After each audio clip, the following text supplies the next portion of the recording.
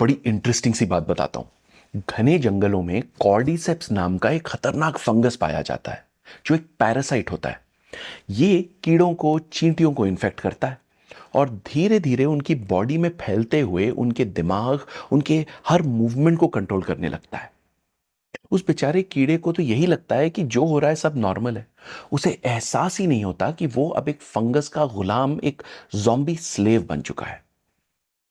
उस कीड़े की बॉडी को अंदर से धीरे धीरे खत्म करके वो फंगस फूटता है और फिर दूसरे कीड़ों को इन्फेक्ट करता है, उन्हें कंट्रोल करता है और ऐसे ही अपनी वो तादाद बढ़ाता जाता है।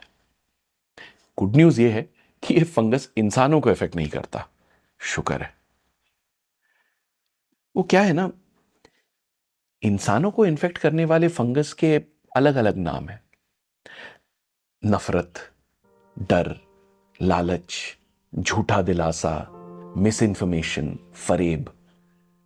और ये फैलता है हमारे व्हाट्सएप ग्रुप्स, सोशल मीडिया, ईमान को बेचाए न्यूज एंकर्स और सबसे ज्यादा हमारी ही इनसिक्योरिटीज की वजह से। इस फंगस के शिकार होने वाले लोगों की तादाद में सबसे ज्यादा वो लोग होते हैं जो समझते हैं कि न्यूज पर जो दिखाया जाता है वो हकीकत है, कि व्हाट्सएप फॉरवर्ड्स में जो लिखा होता है वो सच में किसी एक्सपर्ट ने लिखा है। और जब तक उनकी खुद की जिंदगी महफूज है तब तक देश में सब चंगा है। वो लोग शिकार होते हैं जो अपनी जिंदगी को कुएं का मेंढक बनकर जीते, जिन्हें लगता है कि उनके छोटे से कुएं के बाहर सब खतरा है। और शिकार होते हैं वो लोग जिनके पास डिग्रियां तो खूब होती हैं लेकिन एजुकेशन और इंसानियत बहुत कम।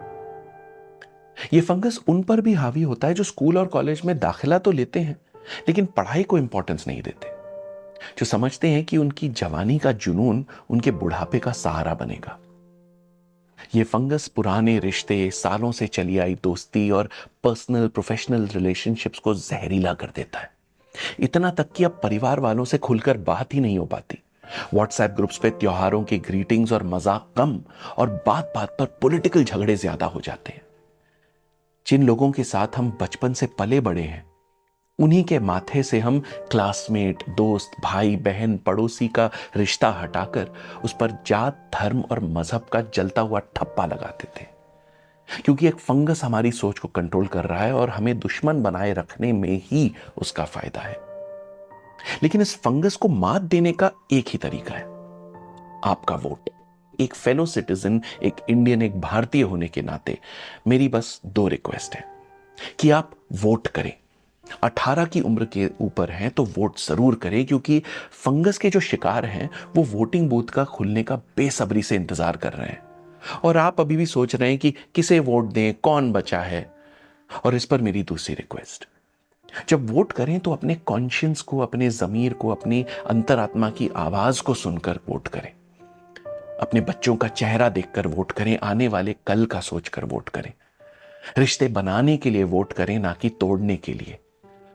वोट करें इस देश की बुनियाद को और मजबूत करने के लिए। वोट करें हमारे विशाल इंद्रधनुष जैसे देश के कई रंगों को बरकरार रखने के लिए। वोट करते वक्त ध्यान रखें कि वोट आप खुद दे रहे हैं, ना कि फंगस आपसे दिलवा रहा है। अगर वोट नहीं किया तो हम आज खत्म हो जाएंगे और फंगस हमारे आने वाले कल को खत्म कर देगा। Please vote for your self and for all of us. Vote for India that is Bharat and Bharat that is India. Thank you. Jai Hind.